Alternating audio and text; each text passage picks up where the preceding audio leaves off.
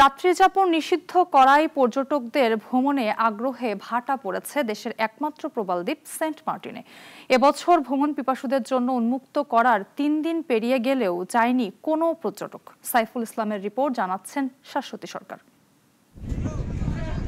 নৈসর্গিক সৌন্দর্যের জন্য পরিচিত নারিকেল জিঞ্জিরা বা সেন্ট মার্টিন দেশের একমাত্র প্রবাল দ্বীপ। ভ্রমণ পিপাসুদের অন্যতম পছন্দের জায়গা এটি।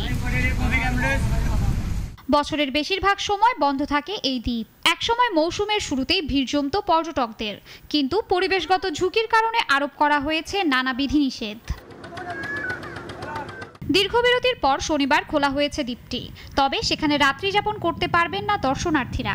আগে টেকনাফ কিংবা ইনানি থেকে যাওয়া গেলেও এখন কক্সবাজার শহর থেকে সেন্ট মার্টিনে যাওয়া আসা মিলিয়ে সময় লাগে 15 ঘন্টা।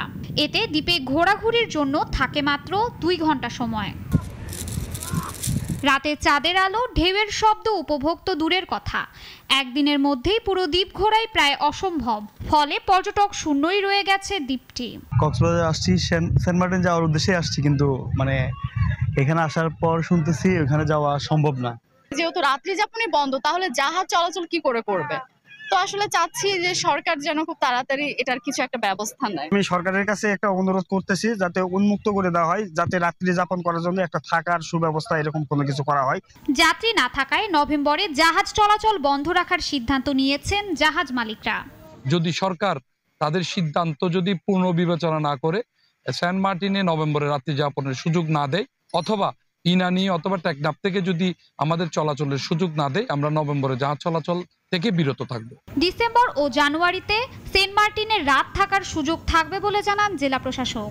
সরকারের এখন পর্যন্ত যে সিদ্ধান্ত, ডিসেম্বর জানুয়ারিতে রাত্রি যাপনের সরকার ব্যবস্থা করবে, যাত্রীরা থাকতে পারবে।